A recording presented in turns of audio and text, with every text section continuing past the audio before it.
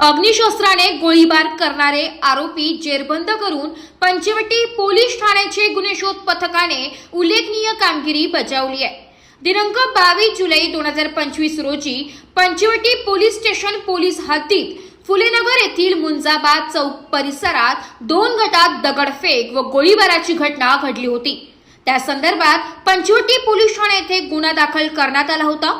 त्यानुसार पंचवटी पोलीस ठाण्याचे गुन्हे शोध पथक नमूद गुन्ह्यातील फरार आरोपितांचा मागावर असताना गुन्हे शोध पथकाचे अंमलदार पोलीस शिपाई अंकुश काळे यांना गुप्त बातमीदारामार्फत खात्रीशीर माहिती मिळाली की सदर गुन्ह्यातील फरार संशयित आरोपी नामे जय संतोष खरात, शेषराव महाराज चौक, फुलेनगर पंचवटी हा फुलेनगर परिसरात येणार आहे।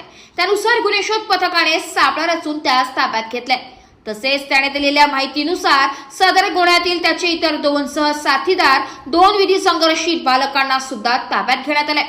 संशयित आरोपी जय संतोष खरात हा पंचवटी पोलीस स्टेशन अभिलेखावरील हद्दपार आरोपी आहे। स्टार 1 महाराष्ट्र न्यूज साठी प्रतिनिधी इरफान पठाण, नाशिक।